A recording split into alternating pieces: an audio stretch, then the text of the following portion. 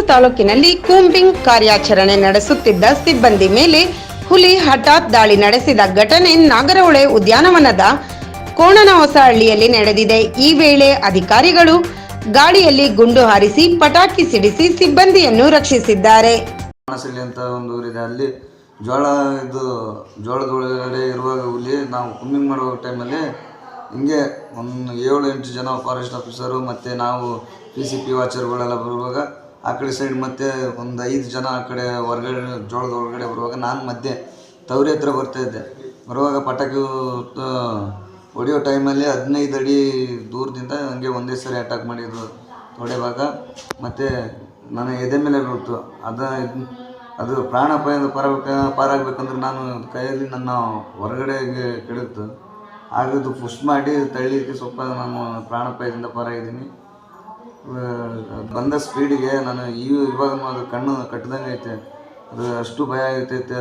ಇದು ಕಚ್ಚಿರೋದಲ್ಲೂ ಇನ್ನೂ ಒಂದಷ್ಟಾಗಲ ಗಾಯನೂ ಆಗೈತೆ. ಇದು ಬಂದಿರೋ ನನ್ನ ತಂದೆ ತಾಯಿಯನ್ನು ನಮ್ಮ ದೇವರೇನೋ ಕಾಪಾಡಿದೇನೋ ಅನ್ನಿಸ್ತೈತೆ.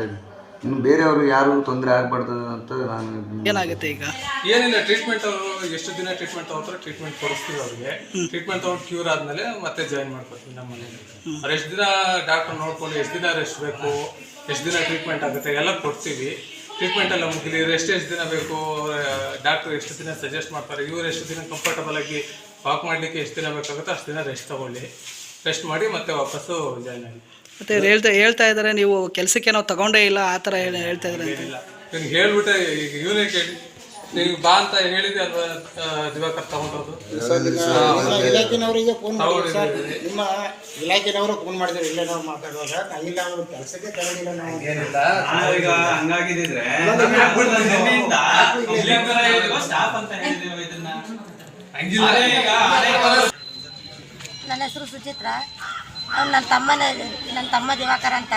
ನನ್ನ ಸ್ವಲ್ಪ ಬೆಳಗ್ಗೆ ಅವನು ಹುಲಿ ಅಟ್ಯಾಕ್ ಆಗೈತೆ, ಕೊಳವಿಗೆ ಆಡಿ ಕೋಣೆ ಸುಳ್ಳೆಯಲ್ಲಿ ಹುಲಿ ಅಟ್ಯಾಕ್ ಆಗೈತೆ. ಆಸ್ಪತ್ರೆಗೆ ಬಂದು ಆಸ್ಪತ್ರೆಗೆ ಬಂದು ಅಡ್ಮಿಟ್ ಮಾಡಿದ್ದೀವಿ.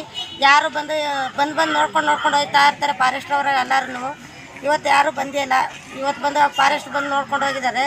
ನೆನ್ನೆ ರಾತ್ರಿ ಎಲ್ಲ ಅವ್ನು ಎದ್ಕೊಂಡು ವಾಪಸ್ ಹಾಸ್ಪಿಟ್ಲಿಂದ ಮನೆಗೆ ಬಂದ್ಬಿಟ್ಟಿದ್ದೀವಿ. ಯಾಕೆ ಎದ್ಕೊಂಡು ಬಂದಿದ್ದಾರೆ? ಯಾರು ಇರಲಿಲ್ಲ, ಫಾರೆಸ್ಟ್ ಅವರು ಯಾರು ಇರಲಿಲ್ಲ ಅಂತ.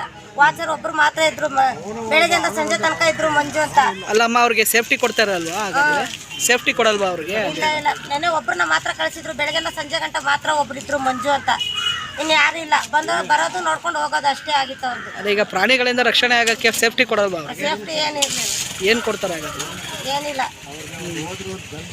ಏನಿಲ್ಲ, ಬರೋದೊಂದು ಕತ್ತಿ ಹಿಡ್ಕೊಂಡು ಹೋಗಿದ್ದಾರೆ ಅಷ್ಟೇ.